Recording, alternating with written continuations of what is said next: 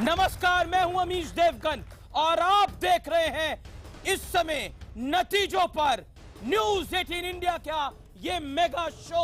और आगे बढ़ने से पहले हम आपको बताएंगे कि आज भारत की राजनीति के लिए और भारत के लिए ऐतिहासिक दिन है, क्योंकि मोदी और शाह की सुनामी ऐसी चली कि विरोधी साफ नहीं पस्ती हो गए, साइकिल पंचर हो गई, मायावती ढेर हो गई और उसके साथ साथ अमित शाह की चाणक्य नीति के आगे और मोदी के चेहरे के आगे तमाम चीजें फीकी नजर आई।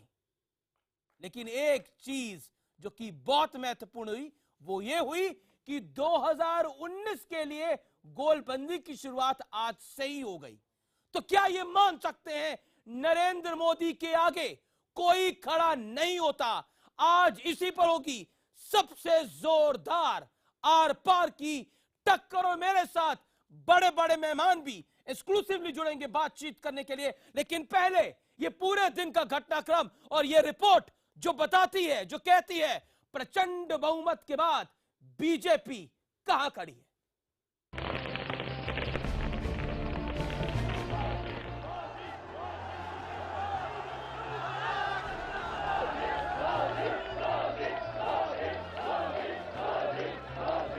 ये जश्न किसी आम जीत का नहीं है, क्योंकि विधानसभा चुनावों में मोदी की लहर नहीं बल्कि मोदी की सुनामी चली है, जिसके आगे तमाम विरोधी दल साफ हो गए। उत्तर प्रदेश में 403 में 324 सीटों पर जीत, उत्तराखंड में 70 में 56 सीटों पर जीत, मणिपुर में भी बीजेपी ने कांग्रेस को बड़ी टक्कर दी, गोवा में भी टक्कर जोरदार रही। हालांकि पंजाब में बीजेपी अकाली गठबंधन को कांग्रेस ने मात दे दी। उत्तर प्रदेश और उत्तराखंड में भारतीय जनता पार्टी को लगभग 3/4 बहुमत, अप्रत्याशित बहुमत मिला है। ये मैं मानता हूं कि आजादी के बाद का सबसे बड़ा विजय है। न्यूज 18 इंडिया को दिए एक्सक्लूसिव इंटरव्यू में बीजेपी अध्यक्ष अमित शाह ने पहले ही 2/3 बहुमत से जीत का दावा कर दिया था। मैं एक जवाब दे देता हूं आपको, जिसमें हर सवाल का जवाब आ जाएगा। हम 2/3 बहुमत से यहां पर जीतने जा रहे हैं। बीजेपी की इस प्रचंड जीत में अमित शाह की परिवर्तन यात्रा, महिला और पिछड़ा वर्ग सम्मेलन के साथ ही पीएम मोदी की तरफ से गरीबों के कल्याण का मुद्दा कामयाबी का सबसे बड़ा फॉर्मूला बन गया और पीएम मोदी गरीबों के मसीहा के तौर पर देखे जाने लगे। हालांकि मायावती इस जीत पर बड़ा सवाल खड़ा कर रही हैं। यदि वो सही ईमानदार हैं तो ये वोटिंग मशीन वाला जो है चुनाव, तो इसको रद्द करा के मुख्य चुनाव आयोग को बोले, जो पुरानी व्यवस्था थी बैलेट पेपर की, उससे चुनाव कराएं। उधर बीजेपी विरोधियों को 2019 का डर सताने लगा है। जम्मू कश्मीर के पूर्व मुख्यमंत्री उमर अब्दुल्ला ने भी ट्वीट किया, ये बीजेपी की सुनामी है, 2019 को भूल जाओ, 2024 की तैयारी करे विपक्ष। तो सवाल यही है कि क्या 2017 की इस महाजीत ने 2019 के लिए बीजेपी की राह आसान कर दी है? इसी सवाल पर आज होगा सबसे बड़ा दंगल। और सबसे बड़े दंगल में आज मेहमानों के परिचय की शुरुआत करते हैं। मेरे साथ पैनल में मौजूद हैं रामकृपाल सिंह, वरिष्ठ पत्रकार हैं, कई राजनीति के सावन देख चुके हैं। बद्री जी मौजूद है मेरे साथ इस चर्चा के अंदर। मेरे साथ मणिशंकर अय्यर हैं, कांग्रेस के कद्दावर नेता, फॉर्मर कैबिनेट मिनिस्टर। मौलाना अंसार रजा हैं, बहुजन समाज पार्टी से। और मेरे साथ मौजूद है इसके साथ साथ मुख्तार अब्बास नकवी। एक्सक्लूसिव बातचीत करने के लिए मेरे साथ सीपी राय हैं, समाजवादी पार्टी के। और साथ ही साथ मेरे साथ शेष नारायण सिंह हैं, वरिष्ठ पत्रकार, जो कि यहां बने हुए हैं। और इसके साथ साथ एक और बड़े खास मेहमान हैं जो किसी परिचय के मोहताज नहीं है, राज्यसभा सांसद, समाजवादी पार्टी के पूर्व नेता अमर सिंह, जिनकी भविष्यवाणी थी कि इस बार कुछ अचंबा होने वाला है। अमर सिंह मेरे साथ स्टूडियोज में मौजूद है, जो खास तौर पर हमारे से बातचीत करेंगे। और अमर सिंह से ही आज की बात की शुरुआत करते हैं। सिंह साहब, नतीजे आ गए, साइकिल पंचर भी हो गई, कमल जोरदार तरीके से खिल भी गया, लेकिन मायावती कह रही है ईवीएम खराब है। देखिए, जमहूरियत में, लोकशाही में किसी की जीत होती है, किसी की हार होती है। बहुत विनम्रता से दोनों को स्वीकार करना चाहिए। लेकिन कुछ लोग हारना पसंद नहीं करते और कुछ लोगों को जीत का नशा होता है। तो मुझे मायावती जी से बहुत आदर के साथ पूरी सहानुभूति है जी, क्योंकि इस हार के झटके को झेलने के लिए मानसिक रूप से तैयार संभवतः नहीं है। पर आप अमर सिंह साहब, जब जब चुनाव चल रहा था आपने आकलन करा था अखिलेश का इतना बुरा हाल होगा, मायावती 20 से भी नीचे आ जाएंगी, इस पर आपकी छोटी सी टिप्पणी अमर सिंह साहब। देखिए, हमारी भूतपूर्व मित्र जया बच्चन ने हमारी पुत्रवधू, क्योंकि अब उत्तर प्रदेश की वो फर्स्ट लेडी नहीं है, अब नहीं है, तो अब नहीं है फर्स्ट लेडी, तो मुलायम सिंह डिंपल यादव की बात कर रहे हैं। डिंपल हमारी पुत्रवधू तो थी, है, रहेगी। रिश्ते तो रहते ही है, समय स्वास्थ्य और संबंध की तरह ऊपर नीचे होते रहते हैं, लेकिन यथावत कायम रहते हैं।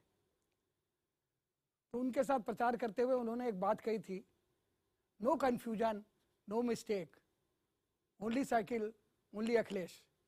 उत्तर प्रदेश की जनता ने उसका एक काउंटर नारा दिया है कि नो कन्फ्यूजन, नो क्लेश, साइकिल टूटी, हारे अखिलेश। चलिए मेरे साथ मुख्तार अब्बास नकवी साहब भी हैं और मणिशंकर अय्यर साहब भी हैं। नकवी साहब, ये जीत प्रचंड है, ये जीत बड़ी है। कोई इसको सुनामी कह रहा है, कोई इसको लहर कह रहा है, कोई केसरिया होली कह रहा है। मुख्तार अब्बास नकवी क्योंकि खुद उत्तर प्रदेश से आते हैं, केंद्रीय मंत्री हैं, आपकी राय में 300 के पार का आंकड़ा आपने सपने में भी सोचा था? मैं बहुत सीधा सवाल आपसे पूछ रहा हूं। देखिए, सपने में तो किसी भी पार्टी ने नहीं सोचा था, लेकिन जमीन पर इबारत बहुत साफ दिखाई पड़ रही थी जी। अगर आप देखें तो प्रधानमंत्री नरेंद्र मोदी जी ने गरीबों के विकास को एक रेवोल्यूशन बना दिया और उनके सशक्तिकरण को रियलिटी में तब्दील कर दिया। तो जो नेतृत्व गरीबों के विकास को रिवोल्यूशन बना दे, क्रांति बना दे और उनके सशक्तिकरण को रियलिटी में तब्दील कर दे, तो निश्चित तौर से ये जमीन की इबारत थी। ये वो जमीन उस जमीन की इबारत थी जिस जमीन पे बैठे हुए लोग, खड़े हुए लोग अपने मताधिकार का इस्तेमाल करने वाले थे। अगर आप देखें तो विपक्ष के साथ कांग्रेस हो, समाजवादी पार्टी हो, बहुजन समाज पार्टी हो, कभी सर्जिकल स्ट्राइक पर सवाल और कभी नोटबंदी पर बवाल। तो अब इसके बाद जनता ने जो है वो सारे के सारे रास्ते जिन्होंने नोटबंदी पे बवाल किया उनकी नाकेबंदी कर दी है और आज की तारीख में सबको आत्मचिंतन करने का वक्त दिया है कि क्योंकि मैं नहीं मानता कि कोई चुनाव किसी पार्टी का आखिरी चुनाव हो सकता है, लेकिन अगर वो आत्मचिंतन नहीं करेंगे तो निश्चित तौर से ये आखिरी चुनाव होगा। और आज की तारीख में नरेंद्र मोदी जी देश के गरीबों के विकास की गारंटी बन गए हैं और देश का गरीब, देश का कमजोर तबका, देश का पिछड़ा तबका, वो देश का वो वंचित तबका जिस तक विकास की रोशनी नहीं पहुंची वो उनके साथ खड़ा हुआ है। इस चुनावी नतीजों के बाद एक नया नाम निकल कर आया है नरेंद्र मोदी के लिए, गरीबों के नए जननायक मणिशंकर अय्यर। केसरिया होली खेलने के लिए तैयार हैं क्योंकि गरीबों का जननायक नरेंद्र मोदी धमाकेदार जीत के साथ आया है। बताइए। हाँ, कभी कभी ऐसा जीभ का चमत्कार हो सकता है। अभी भी आपको जीभ का चमत्कार दिखता है। और मैं मानता हूं कि जो नुक्स गरीबों को पहुंचाया गया है इस नोटबंदी से, उसके बावजूद जी लोगों ने सोचा कि अमीरों को शिकार बनाया गया है। एक उद्योगपति नहीं पकड़ा गया, एक राजनीतिज्ञ नहीं पकड़ा गया, एक काला नोट नहीं आया और वही हाल हुआ है नोटबंदी के साथ। जो वो 15 लाख जो जरा सब्र करो। मैं तो सब्र कर रहा हूं। आप इतना होली मना रहे हैं बीजेपी की जीत देखकर कि आप करते रहो, लेकिन मुझको भी मौका दो अपनी बात पूरा करने के लिए। एक उद्योगपति नहीं पकड़ा गया, एक राजनीतिज्ञ नहीं पकड़ा गया, एक काला रुपया नहीं निकला जी। और वही बात हो रही है इसके साथ जी। जो कि 15 लाख के साथ हुआ, जो कि विदेश से लाने वाले थे। जी। तो इस परिस्थिति में मैं मानता हूं कि लोग गुमराह हो गए हैं और लोगों को मैं आप कह रहे हैं लोग मुबारक गुमराह देता हो गए हूं हैं। कि ओके वो नकवी गुमराह साहब, हो गए लोग हैं। गुमराह हो गए हैं। लेकिन- जवाब नकवी साहब का जवाब सुन लेते हैं। मुख्तार अब्बास नकवी कह रहे हैं, उनका जवाब सुन लेते हैं। नकवी साहब, लोग गुमराह हो रहे हैं फिर भी जिता रहे हैं। मणिशंकर अय्यर जी बहुत ही सीनियर लीडर हैं और मुझे लगता है कि इस हार को उन्हें बहुत ही शालीनता के साथ स्वीकार करना चाहिए। लोगों के विवेक पर सवाल जब भी कभी लोकतंत्र में किसी भी पॉलिटिकल पार्टी ने खड़ा करने की कोशिश की है, निश्चित तौर से लोगों ने उन ऐसी पॉलिटिकल पार्टी को धूल धूसरित किया है। इसलिए हमें लगता है कि हार जीत, बीजेपी ने बहुत हार देखी है और बहुत सी जीत देखी है। हम हारने के बाद जो है इतना विवेक अपना नहीं खोते, हम जो है वो बड़े दिल से हार को भी स्वीकार करते हैं पर और आपको बड़े लगता नहीं दिल से जो ग्रेसफुली है वो एक्सेप्ट जीत करना को भी चाहिए? स्वीकार ये करते मोदी हैं। लहर है और हर चुनाव का रिजल्ट जी। सबक भी होता है, संदेश भी होता है। जी जी। और आपको नहीं लगता आपके चाय वाले बयान ने आज नरेंद्र मोदी को कहां से कहां पहुंचा दिया? आप ही का बयान था वो 2014 के चुनावों से पहले, मुझे ध्यान में आता है मणि भाई जी। मैं आऊंगा इस पर, बहुत जरूरी है कि स्पष्टीकरण दूं, लेकिन उसके पहले पर उस बयान ने बड़ा बना दिया नरेंद्र मोदी को। आप इतने खुश हैं, मुख्तार अब्बास नकवी से भी ज्यादा खुश हो। अच्छा, जरा सब्र करो, सवाल करने वाले आप हो, जवाब देने वाले जी, मैं जी, हूं, जी। तो जवाब तो देने दीजिए। और जबकि मैं हार गया हूं और उसको मैं मानता हूं, तब कम से कम मुझे मौका दीजिए कि मैं नकवी साहब को ये बताऊं कि हमेशा हकीकत के आधार पर जीत नहीं होती है। कभी कभी ऐसा हो जाता है कि ये जो जीभ का चमत्कार मैं कह रहा हूं, उसमें हमारे मोदी जी बड़े माहिर हैं। 2014 में वो जीते ये कहकर कि आपके जेब में, मेरे जेब में और मौलाना साहब के जेब में वो 15 लाख रुपए पहुंचाने वाले हैं जी। अब जबकि वो बाहर से नहीं आया, तो अब वो कहने लगे हैं कि अब हम कुछ आपके लिए कर रहे हैं। और लोग जैसा कि सन 2014 में 15 लाख के लिए वोट दिया, इस बार वो इस वोट दिया इस उम्मीद में कि कुछ बहुत बड़ा तबादला आने वाला से अभी तक आप समझा नहीं पाए। तो मैं ये 3 कह साल रहा निकलने हूं, को आ गए हैं, तो अभी मैं तक तो ये कह समझा रहा नहीं हूं पाया। कि मैं कह रहा हूं कि लोगों को समझने का मौका दे दीजिए जी। कि वाकई उन्हें कुछ फायदा जी। पहुंचा है या नहीं। अमर सिंह कुछ कहना चाह रहे हैं। अमर सिंह साहब, नरेंद्र मोदी जी, जो बात हो रही है, नरेंद्र मोदी बेवकूफ बना रहे हैं, बीजेपी बेवकूफ बना रही है, बहुत पुरानी बातें हो गई हैं। बीजेपी जीत रही है, इसमें कोई दो राय नहीं है। और ऐसा लग रहा है कि नरेंद्र मोदी के आगे समूचा विपक्ष ढेर हो रहा है। देखिए मैं आपको बताऊं, एक तो आप गलत आरोप मेरे मित्र मणिशंकर अय्यर जी पर लगा रहे हैं। जी चाय वाला बयान, उसका कॉपीराइट इनके पास नहीं है। जी सबसे पहले उन्होंने नहीं दिया था। जी ये हमारी पुरानी दल समाजवादी पार्टी, जिससे मुझे 2 बार निष्कासित किया जा चुका है, एक बार मुलायम सिंह जी द्वारा और एक बार उनके पुत्र जी। अखिलेश जी द्वारा। जी उसके बड़े नेता जी जो हर दल में घूम कर आ चुके हैं, नरेश अग्रवाल, जी ये मूल रूप से उनका कॉपीराइट है। क्योंकि वो छोटे आदमी हैं, तो उन्होंने पहले चाय वाला बोला था मोदी जी को, मणिशंकर अय्यर से पहले उन्होंने बोला था। जी। तो ये मूल अधिकार उनका है। तो हमारी आपको लगता है पुरानी वो चाय वाला पार्टी का बयान, वो चाय वाला बयान भारी पड़ रहा है, पता लग रहा है 2014 के बाद वो 2017 मणिशंकर जी अय्यर जी उसको दोबारा भले जी, बोले होंगे, जी, जी। लेकिन मूल रूप से ओरिजिनल थॉट वो नरेश अग्रवाल का था। जी। तो मैं आपसे मूल रूप से तो मोदी जी का था। वो खुद कहते थे कि मैं चाय वाला हूं। आप कह रहे थे वो AICC में आके मैं- चाय बेचेंगे 2014 के बाद, बिल्कुल, मैं उसी की बात कर रहा हूं। लेकिन और वो चाय मुझको बेच नहीं रहे, वो क्या कुछ कर रहे हैं आपको दिख रहा है? आपसे बेहतर स्मरण मेरा है। जी जी क्योंकि बोल मेरी थी और कान आपके थे। मेरा ये कहना है कि मोदी जी ने बार बार कहा कि मैं चाय वाला हूं, और मैंने कभी नहीं कहा कि वो चाय वाला हैं। मैंने कहा कि क्योंकि वो अपने को चाय वाला करते हैं, कहते हैं, जबकि वो हार जाएं, यदि उनको कुछ जरूरत हो तो हम उनकी मदद कर सकते हैं। अब इसको मरोड़ कर आप लोग कहते रहे हो जी, जी, तो पूरे पब्लिक 2.5 कहना साल चाह रही से है अब। कि मैंने कहा कि वो जी चाय जी वाले हैं। पब्लिक कुछ कहना चाह रही है। जैसे जिक्र किया कि वो हार जाएंगे तो उसके बाद शायद आप कुछ मदद करेंगे, तो मेरा वो मानना है कि अभी तो 2024 तक कोई नौबत ही नहीं आने वाला है। आप फिर पाकिस्तान भी गए थे और शायद उनके बारे में, सरकार गिराने के बारे में भी आप कुछ बोले थे, तो मुझे नहीं लग रहा है कि जब तक नरेंद्र मोदी ऐसी नौबत आए। मणिशंकर साहब आपको बता दिया, वो कह रहे हैं आपने पाकिस्तान जाकर भी एक बयान दिया था, कि मोदी सरकार गिराने में मदद करी जाए? नहीं, मैंने नहीं कहा।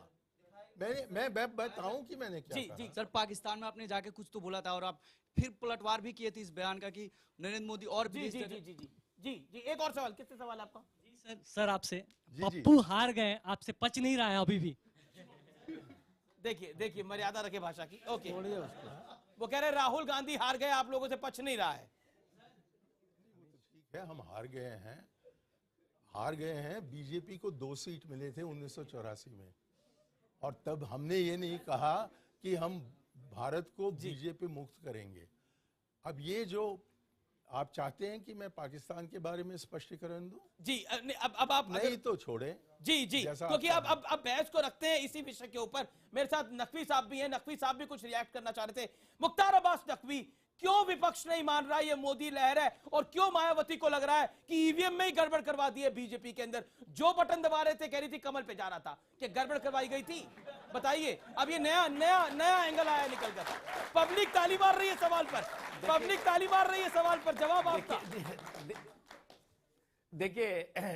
देखिए लोगों ने जनादेश दे दिया है, और प्रचंड जनादेश दिया है, छप्पर फाड़ करके वोट दिया है। और ये वोट जो है वो, ये सारी बातें जो मणिशंकर जी कह रहे हैं, ये सारी बातें इनके लीडर्स अपने चुनाव के प्रचार में कहते रहे हैं, और लोगों ने सुना भी है, और सुनने के बाद इन सारी चीजों को रिजेक्ट किया। मैं यही कहना चाहूंगा, ये जो स्टीरियोटाइप और एक्सपायर फार्मूले अपना करके जो अब वोटों का अपहरण करने का काम था, वो लोग मतदाता बहुत होशियार हो चुके हैं, और आज मतदाताओं ने डेवलपमेंट के मुद्दे पर वोट दिया है। डेवलपमेंट के मुद्दे पर किसी भी डिस्ट्रक्टिव एजेंडे को डोमिनेट नहीं होने दिया है। लेकिन ईवीएम में गड़बड़ हुई है। मोदी जी ने मायावती कह रही है ईवीएम में गड़बड़ हुई है, बात कही, समावेशी विकास की बात कही, आखिरी आदमी से विकास। जी, मायावती कह रही है ईवीएम में गड़बड़ हो गई है। देखिए, मायावती जी, कांग्रेस पार्टी, बहुजन समाज पार्टी, इनका हम दर्द समझ सकते हैं। हमने इसीलिए कहा कि हार को भी हजम करने की शक्ति होनी चाहिए, उसके लिए दिल होना चाहिए, और जीत को भी जो है वो समझने की जो है वो ताकत होनी चाहिए। हर चुनाव अपना संदेश रखता है, हर चुनाव सबक देता है, तो उस सबक और संदेश को स्वीकार करना चाहिए, और यही बड़कपन होता है सियासत में। मैं नहीं मानता कि किसी भी राजनीतिक पार्टी के हार जाने से वो उस राजनीतिक पार्टी का आखिरी चुनाव होता है। लेकिन अगर वो राजनीतिक पार्टी इस चुनाव के सबक और संदेश को नहीं समझेगी, तो निश्चित तौर से आखिरी चुनाव हो सकता है। पब्लिक ताली मार रही है आपके जवाब पे। मौलाना अंसार रजा साहब, मैं आपके पास ही आके सवाल पूछता हूं, और मुझे लगता है आपके पास मुझे आना चाहिए इस सवाल के लिए, क्योंकि मैं बिल्कुल जानना चाहता हूं, सर ये ईवीएम कैसे खराब हो गई, और कमल का बटन दबा रहे थे, कोई भी बटन दबा रहे थे, कमल पर मोहर लग रही थी, ये फिलॉसफी कहां से आई है? 30 सेकंड का टाइम देना पड़ेगा। हाँ बिल्कुल, 30 सेकंड का टाइम है। फिर आप मणिशंकर अय्यर साहब की तरह कहोगे नहीं साहब इधर नहीं 30 सेकंड का टाइम है। माइक और है, 2 माइक लगा देता हूं। नहीं, मेरे पास एक माइक काफी है जी। मायावती जी ने जो कहा है उस चीज को पहले समझने की जरूरत है। आप समझ गए? मैं अभी समझाता हूँ सबको, अभी समझाता हूँ। जो भी वोटर वोट डालने के लिए जा रहा था, जिस तरह से आज पूरे दिन ये प्रतिक्रिया चली है जी, कि जो वहां बाहर बैठ करके समझा रहा था कि कैसे कैसे बटन दबाना, तो वो कहता था जो कमल का बटन है पहले उसको दबा के देखना लाइट जल रही कि नहीं जल रही, अगर लाइट जल रही है तो फिर नीचे हाथी का दबाना। अच्छा ठीक है, ठीक है। पब्लिक भी नहीं मान रही आपकी बात को, पब्लिक भी नहीं मान रही, और आप खुद भी कन्विंस नहीं है, आप खुद भी कन्विंस नहीं है। ये देखिए आपकी मुस्कुराहट, ये पब्लिक की अच्छा चलिए पब्लिक आप हाथ आ जाइए। ये जो ईवीएम, अभी तो 15 ही सेकंड हुए हैं, ये सही है, ये सही है, ये गलत है?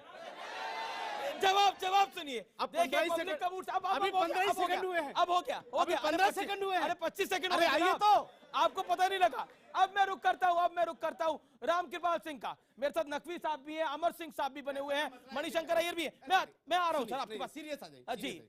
जी है क्या, देखिए 10 सेकंड। अखिलेश जी ने चूंकि अब वो मुख्यमंत्री पद से दस्तबरदार हो गए, अब तो उनको समाजवादी भी छोड़ करके इंजीनियरिंग करने चला जाना अपनी बात करिए। हम अपनी बात कर रहे हैं, सुन लीजिए। उन्होंने राहुल गांधी से बहुत अदब से कहा कि राहुल भैया अगर हम लोग चुनाव हार गए तो क्या करेंगे, तो उन्होंने कहा भाई मुझे तो आदत है, तू अपना देख ले। चलिए ठीक है ना। अच्छा मेरे को जी, रामकृपाल सिंह भी यहाँ पर है, बद्री जी भी हैं और शेष जी भी हैं। मैं नकवी साहब आपके पास आ रहा हूं, लेकिन रामकृपाल सिंह, इस जीत की 3 बड़ी बातें आप क्या समझते हैं? मैं बहुत सीधा सवाल आपसे कर रहा हूं, क्योंकि इस जीत के बाद उमर अब्दुल्ला कहते हैं कि अगर विपक्ष ऐसे ही रहा तो 2024 तक नरेंद्र मोदी ही रहेंगे प्रधानमंत्री। केसी त्यागी कहते हैं कि 2019 में भी मोदी की जीत हो गई अगर हम सब लामबंद एक साथ ना हुए। बहुत कुछ हुआ है। मायावती तो कह रही है ईवीएम खराब हो गई। मैं एक काउंटर सवाल करूं जी। लोकसभा में बीजेपी को 43% वोट मिले, उसके बाद से ऐसा कौन सा सर्वे हुआ कि जिसको सब लोगों को, यहाँ के तमाम बुद्धिजीवी, तमाम पॉलिटिकल पार्टीज को पता चला कि वो फिर 43-15 आ गया है 2012 के लेवल पर? ऐसा कोई गणित नहीं आया, ऐसा कोई सर्वे नहीं आया। मतलब जो वहाँ था उसके बहुत नीचे आने के कोई कारण नहीं थे। लोकसभा में 90% सीटों पर विजय प्राप्त की थी और इस बार 80%। 2014 से 17 का सफर सिर्फ 10% घटा वो विधानसभा चुनाव में। आज आप देख लें। तो मैं ये कहता हूं कि अविश्वास करने के कारण क्या थे, जो आप पूछ रहे 3 बताइए। मेरा ये कहना है कि जो लोग जातीयता, धार्मिकता, क्या मैं बहुत सीधा सवाल पूछता हूं, सवाल क्या नरेंद्र मोदी गरीबों के नए जननायक हैं? देखिए मैं बताऊं आपको, उसी पे मैं जा रहा था। जी। मैं ये जुमलेबाजी जननायक और वो संपूर्ण क्रांति में भी मैं था, मैं देखा हूं। तिलक लगाने तुम्हें जवानों क्रांति द्वार पे, इसका कोई मतलब नहीं होता। Be specific. नरेंद्र मोदी ने 3 सालों में 2 कदम ऐसे उठाए जिस पर पूरे देश के अपोजिशन ने उनको घेरा। पहला था लैंड बिल। लैंड बिल पर मोदी जी को घेरा गया और मोदी ठीक से कम्युनिकेट नहीं कर पाए बीजेपी जनता से, और उनको महसूस हुआ, उन्होंने कदम पीछे खींच लिया। दूसरा था नोटबंदी। नोटबंदी के सवाल पर उन्होंने कहा कि इस पर नहीं झुकते हैं। ममता बनर्जी, केजरीवाल ने 48 घंटे का अल्टीमेटम दिया था कि देश में दंगे हो जाएंगे। अब सुनिए, मेरा कहना यह है, और पूरे इस चुनाव में कोई नेता, राहुल हो कोई भी हो, आप मुझे एक चुनाव सभा बता दीजिए जिसमें बिना नोटबंदी के जिक्र के कोई सभा हुई हो। ओके। सुनिए, अपोजिशन ने इस चुनाव को नोटबंदी का रेफरेंडम बना दिया था, और मैं कहता हूं कि यह चुनाव जनमत संग्रह था नोटबंदी के सवाल पर। रिजल्ट आपके सामने है। सीपी राय मेरे साथ समाजवादी पार्टी के हैं। सीपी राय साहब, आप अपने जवाब तैयार रखिए, क्योंकि राजेंद्र चौधरी ने कहा था प्रधानमंत्री नरेंद्र मोदी और अमित शाह आतंकवादी हैं। अखिलेश यादव ने कहा था प्रधानमंत्री को पर इशारा करते हुए या तंज कसते हुए अमिताभ बच्चन को कहा था कि गुजरात के गधों का प्रचार बंद करें। और इसी बीच मुझे ध्यान में एक और बयान आता है जो आजम खान का था। क्या आपको लगता है वो बयान इतने भारी पड़ गए कि आज समाजवादी पार्टी को 50 सीटों की दरकार हो गई उस अखिलेश यादव से जिसको विकास पुरुष के नाम से आपने घुमाया? अंतराल लेता हूं, लेकिन अमर सिंह मेरे साथ हैं, मणिशंकर अय्यर मेरे साथ हैं, मुख्तार अब्बास नकवी मेरे साथ हैं, और एक बड़ा पैनल मेरे साथ है, जनता जनार्दन मेरे साथ है। मैं वापस लौट रहा हूं छोटे से अंतराल के बाद।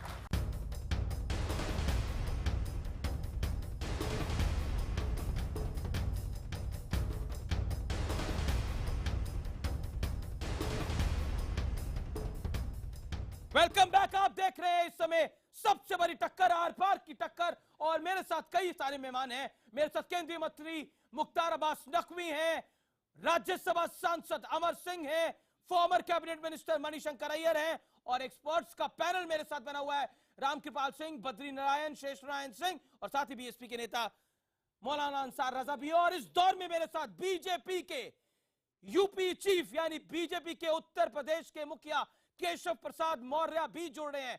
केशव प्रसाद मौर्य साहब, स्वागत है आपका न्यूज 18 इंडिया पर। स्वागत है आपका।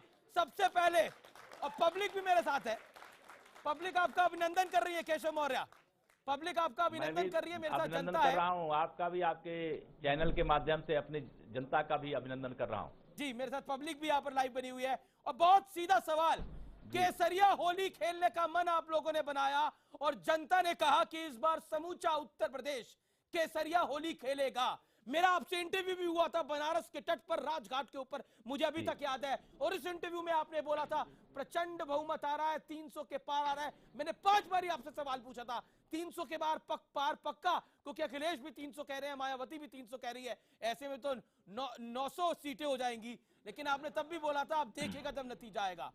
लेकिन आज सच सच बताइए, दिल पे हाथ रखे केशव प्रसाद मौर्य, उम्मीद थी 300 की, वाकई क्या? फिर दोबारा पूछूंगा। निश्चित तौर से मेरा नेतृत्व माननीय श्री नरेंद्र मोदी जी के रूप में इतना मजबूत नेतृत्व है, जिनके आधार पर हम उत्तर प्रदेश के अंदर हर गांव में हर गरीब हर किसान तक पहुंचे। मेरे माननीय राष्ट्रीय अध्यक्ष श्री अमित शाह जी इस देश के कुशल रणनीतिकार हैं, मेरी पार्टी के अध्यक्ष हैं, उनका मार्गदर्शन हमारी ताकत रहा है। उत्तर प्रदेश में बूथ स्तर तक भारतीय जनता पार्टी का मजबूत संगठन हमारी ताकत रहा है। उत्तर प्रदेश का जो भाग्य विधाता मतदाता है वह हमारी ताकत रहा है, और सभी के ताकत के बल पर मोदी जी का जादू यूपी के अंदर जो दिखाई दे रहा है, जिससे सपा बसपा कांग्रेस की तिकड़ी उनको समझ में नहीं आ रहा है कि माननीय नरेंद्र मोदी जी ने क्या किया। मोदी जी का विरोध करने वालों का उत्तर प्रदेश के गरीबों ने विरोध किया, किसानों ने विरोध किया, नौजवानों ने विरोध किया और भाजपा का कमल खिलाने का काम किया। आज भाजपा इतने प्रचंड बहुमत के साथ अगर जीती है तो माननीय मोदी जी के कारण जीती है। मायावती कह रही है ईवीएम पे कुछ खामी थी, जो भी बटन दबा रहे थे उसकी मोहर कमल पे लग रही थी, कुछ धांधली हुई है चुनावों के अंदर। बहुत गंभीर आरोप लगाया पूर्व मुख्यमंत्री उत्तर प्रदेश ने और बीएसपी सुप्रीमो ने। क्योंकि आप बीजेपी के यूपी चीफ हैं, आप क्या कहना चाहते हैं? बहन मायावती जी 4 बार राज्य की मुख्यमंत्री रही हैं और उनसे मैं कहूंगा कि हार को बर्दाश्त करने की आदत डालें। मैंने उनको गुजिया खाने के लिए भारतीय जनता पार्टी के विजय के अवसर पर आमंत्रित किया था, वो आई नहीं है, लेकिन मैं उनको गुजिया भिजवाने की व्यवस्था कर रहा हूं कि बहन जी थोड़ा सदमे से बाहर आए। वोट बेच करके नोट इकट्ठा करने से वोट नहीं मिलता है। उन्होंने बहुत कोशिश की दलितों को, पिछड़ों को वोट के रूप में उनको बेचने की, लेकिन जनता ने कहा कि अब भ्रष्टाचार को उत्तर प्रदेश की जनता और गरीब स्वीकार नहीं करेगी, अब विकास को स्वीकार करेगी, अराजकता से उत्तर प्रदेश को मुक्त करना स्वीकार करेगी, कानून के शासन को स्वीकार करेगी। बहन जी को यह जरूर चिंता है कि अब राज्यसभा में जाने तक के लिए उनके पास विधायक नहीं है, लेकिन अगर उन्होंने इस प्रकार का भ्रष्टाचार किया है तो उसकी सजा तो जो भ्रष्टाचार करने वाले हैं उनको सजा देने का काम, जिस जनता ने उनको शीर्ष पर बैठा करके 4 बार राज्य का मुख्यमंत्री बनाया, वही जनता आज उनको सजा देने का काम किया है। और अगर वो इसका विरोध करती है तो वो जनादेश का अनादर कर रही है। आपने मेरे इंटरव्यू में कहा था कि अगर हमारी सरकार बनी तो अखिलेश यादव जेल जाएंगे। आपने ये बात बोली थी और भारतीय जनता पार्टी के और 2 बार बोली थी। अब जीतने के बाद 2 बार नहीं, मैं अभी भी बोल रहा हूं, भारतीय जनता पार्टी ने अपने लोक कल्याण संकल्प पत्र के माध्यम से उत्तर प्रदेश में 14 वर्षों से सपा और बसपा की सरकार रही है, और इस सरकार के कार्यकाल में जो भी भ्रष्टाचार हुआ है उसकी जांच भी कराएंगे। दोषी कोई भी हो, ना जाति देखा जाएगा, ना दल देखा जाएगा, ना धर्म देखा जाएगा। अपराधी के खिलाफ अपराध के आधार पर कार्रवाई की जाएगी। सपा बसपा के शासन में अपराधी को जाति के आधार पर, धर्म के आधार पर, दल के आधार पर कार्रवाई की जाती थी, लेकिन बीजेपी की सरकार में न्याय सभी के साथ होगा, तुष्टीकरण किसी का नहीं होगा। जी, मेरे साथ डॉक्टर संबित पात्रा भी जुड़ गए हैं, जो कि बीजेपी के प्रवक्ता हैं, वो भी इस समय बने हुए हैं, और मेरे साथ केशव प्रसाद मौर्य भी हैं। तो दोनों ने केशव प्रसाद मौर्य ने भी भगवा डाला हुआ है, केसरिया डाला हुआ है, और संबित पात्रा ने भी केसरिया डाला हुआ है। तो समूची बीजेपी, समूचा उत्तर प्रदेश, उत्तराखंड केसरिया रंग में रंगा हुआ है। जी, मेरे साथ यहाँ पर शेषनारायण सिंह है। शेषनारायण सिंह, मैं आपसे जानना चाहता हूँ, आपका क्या सवाल है केशव प्रसाद मौर्य से? ये वरिष्ठ पत्रकार केशव प्रसाद मौर्य, मेरे साथ शेषनारायण सिंह है, ये कुछ पूछना चाहते हैं आपसे। शेष जी, माइक। मौर्य जी, एक तो बधाई आपको आपकी जीत पर, और दूसरा एक सवाल मैं आपसे पूछना चाहता हूं। माननीय मोदी जी ने अपने कैंपेन के दौरान 2 वायदे किए थे, जिसकी वजह से मुझे लगता है कि अन्य चीज़ों के अलावा इन दोनों वायदों का ग्रामीण पॉपुलेशन जो भारत की, उस पर बहुत असर पड़ा है।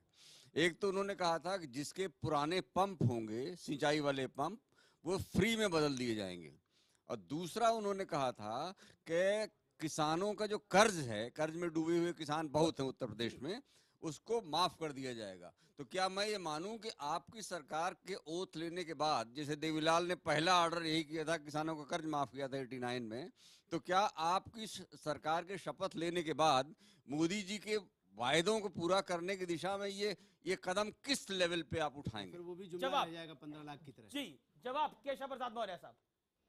ने जो भी वादा किया है वह सब हमने लोक कल्याण संकल्प पत्र के माध्यम से उत्तर प्रदेश की जनता के सामने रखा है। कर्ज माफी का काम भी भारतीय जनता पार्टी करेगी, किसानों के पंप जो स्थापित हैं उनके अंदर नए पंप बिना पैसे के लगा करके कम बिजली के खर्च में अधिक पानी निकालने की व्यवस्था भी करेगी। और जो भी वादे हमने किए हैं लोक कल्याण संकल्प पत्र के अंदर, वह सब विराजित हैं। माननीय प्रधानमंत्री जी ने लोक कल्याण संकल्प पत्र की बातें दोहराने का काम किया है और भारतीय जनता पार्टी की यूपी में बनने वाली सरकार उसे पूरा करने का काम करेगी। केशव मौर्य, कि देखिए अब तो प्रचंड बहुमत आ चुका है, आप उत्तर प्रदेश के बीजेपी के प्रेसिडेंट हैं, चीफ हैं, अब माना जाए आप ही लखनऊ में होंगे, ये मान लिया जाए या फिर अभी इसमें काफी इंतजार है, या अभी कुछ कंफ्यूजन है? भारतीय जनता, कोई कंफ्यूजन नहीं है। भारतीय जनता पार्टी के मेरे राष्ट्रीय अध्यक्ष जी ने कल केंद्रीय संसदीय बोर्ड की बैठक बुलाई है। बैठक के बाद जल्द ही आपको निर्णय सामने आएगा। उत्तर प्रदेश के अंदर भारतीय जनता पार्टी की सरकार शपथ लेगी और लोक कल्याण संकल्प पत्र के अनुसार यूपी के अंदर नए युग की, विकास के युग की, माननीय नरेंद्र मोदी जी के युग की शुरुआत हो जाएगी। जी, मेरे साथ संबित पात्रा भी हैं। संबित पात्रा आपके सहयोगी हैं पार्टी में और वरिष्ठ प्रवक्ता भी हैं। संबित पात्रा, केशव प्रसाद मौर्य को आप क्या कहना चाहते हैं? 300 से ऊपर सीटें आई है बीजेपी की, क्या कहना चाहते हैं इस समय लाइव? आप आपस में मीटिंग में तो बात करते होंगे, लेकिन आज क्या कहना चाहते हैं लाइव ऑडियंस के सामने? देखिए, केशव जी हमारे पार्टी के वरिष्ठ भी हैं, हमारे वरिष्ठ भी हैं, और जिस प्रकार से आज उत्तर प्रदेश में चुनाव के नतीजे आए हैं, मैं उनको प्रणाम भी करूंगा, नमस्कार करूंगा और बहुत ढेरों सारी बधाइयां दूंगा। और मैं आज आपके साथ साझा करूं कि जितने हमारे आंतरिक बैठक होते थे उसमें केशव प्रसाद मौर्य जी हमेशा आते थे और कहते थे कि आप लोग निश्चिंत रहिए, हम लोग जमीन पे काम कर रहे हैं और 300 से अधिक सीट आएगी।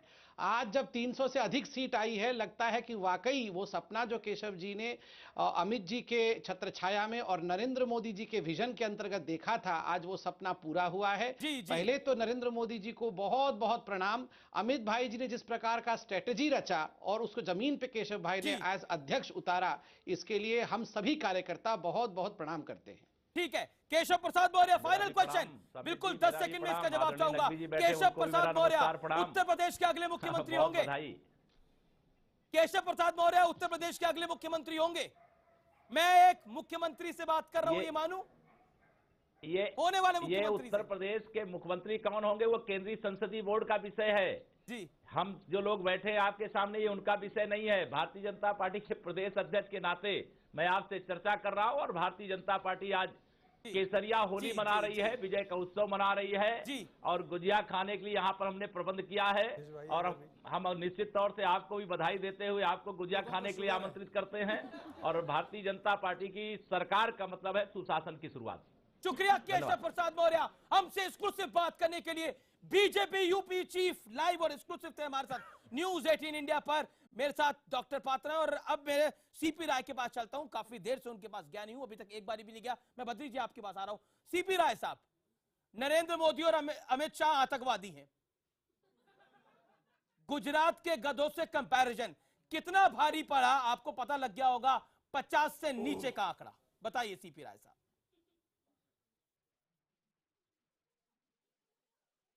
पहली बात तो यह है जी, ये जो दोनों आपने डायलॉग बोले जी, मैं इन दोनों डायलॉग का खंडन करता हूं, इनकी आलोचना करता हूं। इस तरह के शब्दों का कोई स्थान लोकतंत्र में नहीं है। इस बार का उत्तर प्रदेश का चुनाव, मैं राजनीति शास्त्र का विद्यार्थी हूं, सबसे घटिया स्तर पर उतरा हुआ चुनाव था। मैं इस तरह के बोले हुए सारे शब्दों की आलोचना करता हूं। पर अखिलेश यादव ने बोला, राजेंद्र चौधरी ने बोला, चुनाव के भीतर समझाते ना उनको आप ये बातें। मैं निंदा करता हूं, मैं निंदा करता हूं, मैं आपसे कह रहा हूं मैं निंदा करता हूं। आप मेरी बात कर रहे हैं अगर सीपी राय से, तो सीपी राय का जवाब सुनिए। मैं इसकी निंदा करता हूं जी। दूसरी बात आपने कहा कि 50 से नीचे आ गए, हाँ ये सच है। मैं 70 सीट मान रहा था कि 70 के आसपास आ जाएंगे, लेकिन उससे भी कम आ गए। लेकिन साथ में कुछ और कहना चाहता हूं। मेरी ही पार्टी में कुछ लोगों ने, ऐसा लगता है कि भारतीय जनता पार्टी से सुपारी ले लिया था और उन्होंने पार्टी को बर्बाद कर दिया, पार्टी को इस हालत में ले जाके खड़ा कर दिया कि आज पार्टी अपने पूरे समय के सबसे बुरे पतन पर और सबसे बुरी हार देख रही है। मैं उस तरह के लोगों का नाम भी लेना चाहूंगा। प्रोफेसर राम गोपाल यादव जी, जो इसके चाणक्य कहलाते थे, हमारे नेता है राज्यसभा में, उन्होंने पार्टी को इस हालत में ले जाकर के छोड़ दिया कि आज हमसे आप ये सवाल करने लायक हैं बिल्कुल बड़ी कि इंपॉर्टेंट 50 बात से आप कर नीचे रहे आप चले गए, हैं कोई सीपी राय जवाब साहब, दीजिए। आप बड़ी जब पहले- महत्वपूर्ण बात कर रहे हैं, आप बड़ी महत्वपूर्ण बात कर रहे हैं। मैं कंतरार ले रहा हूं, मैं इस सवाल के साथ अमर सिंह के पास भी जाऊंगा। अमर सिंह साहब, मैं आपके पास भी आऊंगा और आपसे जवाब लूंगा कि समाजवादी पार्टी में अगर शिवपाल यादव, मुलायम सिंह यादव होते तो आज ये हश्र नहीं होता। आप अपना जवाब तैयार रखिए। मैं कंतरार ले रहा हूं और अमर सिंह के पास भी आ रहा हूं। सीपी राय आपके पास भी आऊंगा, मणिशंकर अय्यर भी है, बद्री जी मैं आपके पास भी आ रहा हूं। छोटा सा अंतराल, आज बेहद खास दिन है, बेहद बड़ा दिन है और हमारी बड़ी कवरेज लगातार जारी है।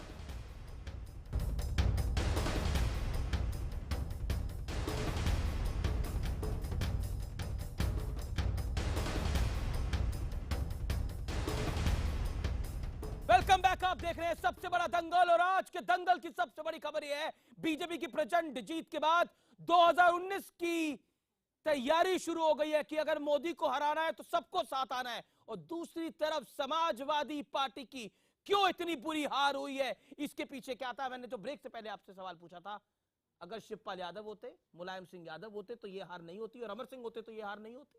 ये हार तब भी होती है, ये हार तब भी होती है, लेकिन इतनी बुरी हार नहीं होती।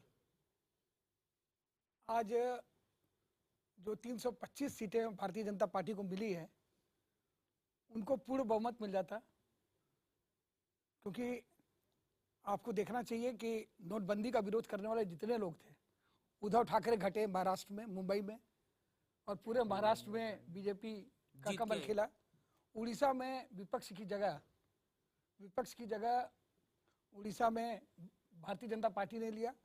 स्थानीय निकाय के चुनाव जहां जहां हुए वहां पर नोटबंदी के बाद भारतीय जनता पार्टी जीती। मंडल और कमंडल का विभाजन हुआ था, कमंडल को रोकने के लिए मंडल लाया गया था। मंडल कमंडल के बाद, इसके पहले इंदिरा जी ने गरीबी हटाओ का नारा दिया था, बैंकों का राष्ट्रीयकरण किया था, राजा महाराजाओं का प्रीव्यू पर्स खत्म किया था, तब भी गरीब गुरबे उनके साथ जुड़े थे। लेकिन अगली बार जो प्रधानमंत्री उज्ज्वल योजना के मार्फत से, और जिसके पास पैसा नहीं है उसका भी बैंक अकाउंट खुलवा करके उसको एक गौरवान्वित करने का जो काम किया है, इससे गरीब आदमी की एक सेंस ऑफ बिलोंगिंग क्रिएट हुई है, जिसको हमारे आप नरेंद्र मोदी को गरीबों का नया जननायक मानते हैं? नहीं, देखिए ये सब बोलने की जरूरत नहीं है जी। प्रत्यक्षम किम प्रमाणम, जैसा भाई रामकृपाल सिंह जी कह रहे थे, हम लोगों के स्तर के व्यक्ति को सच बोलना चाहिए।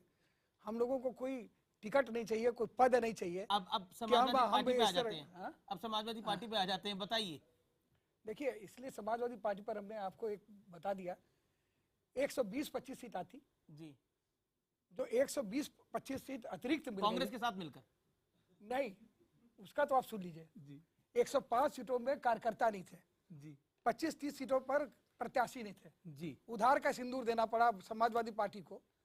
और अखिलेश यादव का बयान है, मैं नहीं कह रहा हूँ, हिंदू को दिया है उन्होंने, एक बड़े अखबार को इंटरव्यू, कि घर में झगड़ा ना होता तो मैं समझौता नहीं करता। और उन्होंने ये भी कहा, मैं अकेले ही बड़े मजे में था, मुझे आप किस लिए मिल गए, मुझे दर्द दिल का पता न था, मुझे आप किस लिए मिल गए। ये अखिलेश यादव कह रहे हैं, मैं नहीं कह रहा हूँ, मेरी कोई अपनी बात नहीं है, मैं तो सिर्फ कोट कर रहा हूँ, उद्धृत कर रहा हूँ।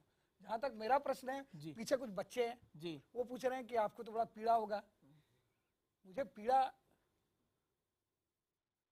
बिल्कुल नहीं है, इसलिए नहीं है कि अगर कोई आत्महत्या करे बार बार बताने पर भी कि बेटा आगे खाई है, कूदो मत, कूदोगे तो मर जाओगे, वो कहेगा नहीं अंकल आप झूठ बोल रहे हैं, हम अंकल को तो कुछ कह दिया, अंकल को तो भारी कर दिया पार्टी नहीं, हमें दलाल कह दिया, माँ बहन की गाली देने के अलावा सब कुछ कर दिया सार्वजनिक रूप से। आप अपनी क्या कहते हैं, प्रधानमंत्री को राजेंद्र चौधरी ने आतंकवादी कह दिया, अमित शाह को आतंकवादी कह दिया। सुनिए 2 मिनट सुनिए क्या क्या कहा, ठीक से नहीं किए जी। लालू यादव जी आए, ये हेलीकॉप्टर घूम रहा है, ये सारा चिल कौवा है, ये चिल कौवा घूम रहा है। तब हमने कहा लालू जी आप राजनीति में मर गए जी, सुप्रीम कोर्ट आपको चुनाव न लड़ने का आदेश दे चुका है जी, तो चील कौवा जब घूम रहा है जी, तो लाश को खाता है जी, तो आप उनका आहार मत बनिए, बिहार भाग जाइए जी।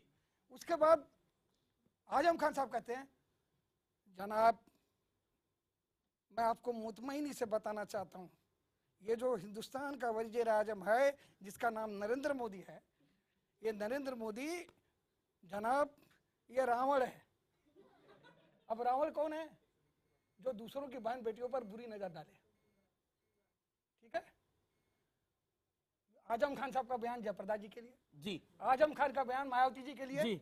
बहन जी हमारा अखिलेश आपको बुआ कहता है, जवान हो गया है, जरा इसकी गोद में बैठिए, बड़ा मजा आएगा। जी जी, इस तरह के लफ्जों का इस्तेमाल करने वाले लोग, बेहुदे लोग, अगर लुच्चे लोग वो रावण करें जो स्त्रियों का सम्मान नहीं करते, राजेंद्र चौधरी आतंकवादी करें, हमारे दल क्या लगता है यही हाल की बड़ी हमारे वजह ही थी? दल में सुनिए, एक डायमंड रिसोर्ट है जी, उसके मालिक हाफिज मियाँ समाजवादी पार्टी के हमारे नेता हैं, वहां पर अबू आसिफ आजमी रहते हैं और उनकी लड़की सीमा का विवाह दाऊद इब्राहिम के भाई अनीस इब्राहिम से हुई है। और दिल्ली पुलिस की क्राइम ब्रांच के पास रिकॉर्ड है जी, कि जो विस्फोट होता है आतंकवादी पहले वहां रहता है, फिर अबू आजमी के यहाँ बम्बई जाता है जी, ये रिकॉर्ड है। और आजम खान के सबसे करीबी मुनव्वर सलीम का जो निजी सचिव था हाल के दूतावास के जासूसी कांड में, जी, जी, अजमत नाम है उसका, पकड़ा जी, गया जी, है। जी। अब ये लोग आतंकवादी करें, उल्टा चोर कोतवाल को डांटे, तो क्या होगा? तो आपको लगता है इसी ने नुकसान पहुंचाया? गाली दीजिए जी, बेहूदी भाषाओं का जी, प्रयोग जी। कीजिए, खुद आतंकवाद को संरक्षण दीजिए, पोषिए, और बीजेपी के प्रचारक नहीं, आरएसएस के नरेंद्र मोदी को नहीं, देश के प्रधानमंत्री पर बेबुनियाद बिना तर्क का उसका नुकसान हो गया, उसका नुकसान उसका नुकसान हुआ, परिवार टूट गया, उसका नुकसान हुआ। अब मैं रुक करता हूं क्योंकि 2019 की बार बार बात हो रही है। संबित पात्रा और मणिशंकर अय्यर साहब, मैं आपके पास आता हूं और बहुत संक्षेप में मैं आपसे जानना चाहता हूं। संबित पात्रा, अब तैयारी हो रही है 2019 की, उमर अब्दुल्ला कह रहे हैं कि 2024 तक मोदी के आगे कोई नहीं है, और केसी त्यागी कह रहे हैं अगर ऐसा ही चलता रहा, विपक्ष लामबंद नहीं हुआ, मोदी को हराने के लिए सब एक साथ न आए, तो 2019 में भी नरेंद्र मोदी की धमाकेदार वापसी हो जाएगी। क्या कहना चाहते हैं आप उनको? देखिए, मैं उनको इतना ही कहना चाहता हूं, यहाँ जितने लोग पैनल में भी बैठे हैं इंक्लूडिंग अमर सिंह जी, और जिन लोगों ने ये बयान दिया है इंक्लूडिंग केसी त्यागी जी, वो मेरे से उम्र में ही नहीं एक्सपीरियंस में भी बड़े हैं। मगर मैं केसी त्यागी जी अगर को जो ये कह रहे हैं कि गठबंधन करना चाहिए और गठबंधन करके नरेंद्र मोदी जी को रोक देना चाहिए, उनके लिए एक ही संदेश है। देखिए, पॉजिटिविटी को कभी भी नेगेटिविटी हरा नहीं सकती है। नरेंद्र मोदी जी का विजन पॉजिटिविटी है। वो ये नहीं चाहते हैं कि किसी को हराना है या खत्म कर देना, वो चाहते हैं कि राजनीति का रुख बदले और वो विकास के साथ देश को आगे ले जाना चाहिए। उनका बिल्कुल, आप जो नरेंद्र मोदी जी के थोड़ा भी पास जाएगा वो जानेगा कि वो राजनीतिक रूप से कुछ सोचते नहीं है। उनका मकसद सिर्फ इतना रहता है कि देश एक छलांग लगा के आगे बढ़े और विश्वगुरु बने। मगर आप लोग क्या प्रयास कर रहे हैं? आप लोग प्रयास कर रहे हैं कि इस व्यक्ति को आगे नहीं बढ़ने देना है, हमें इस व्यक्ति को रोकना है ताकि ये प्रधानमंत्री ना बन जाए। देखिए, ये नेगेटिविटी है, मणिशंकर अय्यर कभी भी पॉजिटिविटी पे हावी नहीं हो सकता। मणिशंकर अय्यर साहब, क्या आपको लगता है नरेंद्र मोदी से इतना डर लग गया कि 2017 में ही कहने लग गए कि 2024 में भी नरेंद्र मोदी आएगा? उमर अब्दुल्ला कह रहे हैं, ये केसी त्यागी कह रहे हैं सब एक साथ नहीं हुए तो हार हो जाएगी। इतना डर गए मोदी से? मैं उमर अब्दुल्ला से सहमत नहीं हूँ जी, और मैं समझता हूँ कि जबकि हम राजनीति में हैं तो हार या जीत हम मैदान में रहेंगे, और ये सवाल ही नहीं उठता है कि हम आज ही कह दें कि सन 2019 में हम या तो नहीं लड़ने वाले या हार तो आश्वस्त है।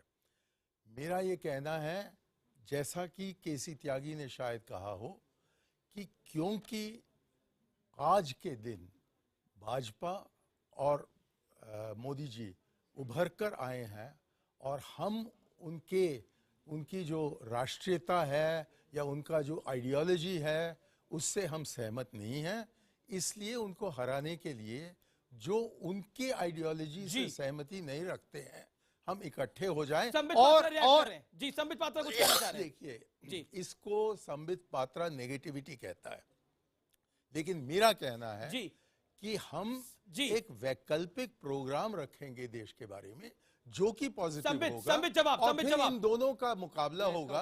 और संबित जवाब 30 सेकंड। संबित पात्रा, फिर मेरे को बद्री जी के पास जाना है। संबित पात्रा, देखिए, होली परसों है, थोड़ा नोकझोंक भी होना चाहिए। होली के अंदाज से ऐसे मजा नहीं आता है। मैं होली के अंदाज से ही बोलता हूं। अब कई बार ऐसा भी होता है, जो बहुत अच्छा तैराक होता है ना, वो भी कई बार डूब जाता है जब वो किसी बिना तैरना जाने वाले व्यक्ति को बचाने जाता है। राहुल गांधी हिंदुस्तान की राजनीति में वो अच्छे लड़के हैं जिनको तैरना नहीं आता है, और जो तैराक राजनीति के समुद्र में उन्हें बचाने जाता है वह भी हमेशा डूबता है। हमने तमिलनाडु में भी देखा, हमने कलकत्ता में भी अर्थात बंगाल में भी देखा, और अभी एक और अच्छे लड़के भी अभी डूब गए हैं उत्तर प्रदेश में, वह भी देखा। तो आप लोग सब आइए साथ में, मगर याद रखिए आप सब डूबने के लिए साथ आ रहे हैं मणिशंकर अय्यर, तैरना नहीं आप सब आता डूबने के लिए साथ आ रहे हैं, बीजेपी कह रही है। ये ख्वाहिश रख सकते हैं, लेकिन मैं जानता हूं कि एक वैकल्पिक प्रोग्राम तैयार करना संभव है, और हम सबको मिलाकर, और मैं उम्मीद रखता हूं कि हम सबको मिलाकर एक वैकल्पिक प्रोग्राम तैयार मतलब सब करें, एक साथ आ जाए नरेंद्र मोदी को हराने के लिए। और उस बीच में पता लग जाएगा जनता को कि 15 लाख की कहानी दोबारा हो रही है। पर ये तो सभी भी आपने 2017 में भी बोला ना, 15 लाख बोला नोटबंदी ने बर्बाद कर दिया, उल्टा बर्बाद कौन हो गया आपको भी पता है। मैं तो नहीं जानता हूं कि इससे क्या फायदा मिला है। आप मुझे बताइए, एक काला नोट पकड़ा गया है क्या? एक उद्योगपति को पकड़ाया आपने, एक राजनीतिक को नहीं पकड़ा, और तभी लोग कहते हैं कि ये तो बहुत अच्छी चीज है। देखिए अब आपने पिछले 4 महीने से इसके अलावा कुछ नहीं करा, लेकिन पब्लिक ने सुपड़ा साफ कर दिया आप लोगों का। उत्तराखंड में हारे, बुरी तरह हारे, उत्तर प्रदेश के अंदर 3/4 का बहुमत। 219 की अरे अभी तो 2017 की बात कर ले सर, अभी तो नतीजों की रात है, आज तो नतीजे आ गए, उसके विश्लेषण की रात है। इसमें क्या बड़ी बात है? मेरा ये कहना है कि सन 2019 में जवाब देखिए, जवाब में यही स्टेज पर ही जवाब मिल रहा है आपको। मणिशंकर जी एक बहुत एक्सपीरियंस्ड और बहुत पुराने नेता है, मगर आप उनके बॉडी लैंग्वेज को जरा देखिए। आज देखिए, मैं पंजाब में हारा हूं, मगर हम यूपी में जीते हैं, तो हम बड़ा बैलेंस्ड बॉडी लैंग्वेज रख के यहाँ डिस्कशन कर रहे हैं। आप जो दिख रहा है सामने, आपको दिख रहा है कि लोग डिमोनेटाइज, अभी अमर सिंह जी ने पूरी गाथा बताई, जो दिख रहा है कि कहां कहां डिमोनेटाइजेशन के वजह से हम जीते हैं, लोगों का क्या रुख हमारे लिए रहा है, आप देखकर भी नहीं देखना चाहते हैं। आप बताइए मणिशंकर साहब, अगर आप जैसा जो कांग्रेस में इतना कद्दावर नेता है वो देखकर आंख बंद करके रहेगा तो कांग्रेस का क्या होगा सोचिए। आपको तो आंख खोल के राहुल जी को सिखाना चाहिए कि राहुल जागो, तुम जाग के देखो तो सही। जी मैं बद्री जी आपकी बात आता हूं, मेरा बहुत बड़ा सवाल है, क्या नरेंद्र मोदी 2017 की प्रचंड जीत के बाद गरीबों के इस मुल्क में, इस देश में सबसे बड़े जननायक हैं, ये माना जाए? देखिए, नरेंद्र मोदी जी ने गरीबी जो शब्द है और गरीब जो है, जिसको कि इंदिरा गांधी ने एक समय में एक बड़ी राजनीति का कारण बनाया था और काफी काम भी किया था, उसको फिर से री इन्वेंट किया है, री इन्वेंट करके उसको नया अर्थ दिया है। तो इस मामले में और इस चुनाव का एक बड़ा फ्रेज है, वो ये है गरीबी और गरीबों के लिए। तो मोदी जी का करिश्मा, गरीबों के लिए काम, और ये तो गरीबी को एक नया अर्थ दिया है, लेकिन ये कितना सच के रूप में होगा और कितना राजनीति है, ये देखने की जरूरत है। और ये भी देखने की जरूरत है कार्यक्रमों में कितना गरीबी इससे दूर होती है और गरीबी कितनी मिटती है।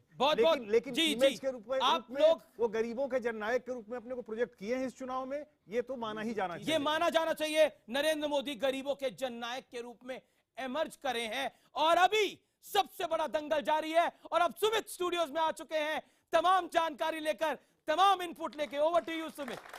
Thank you Amish.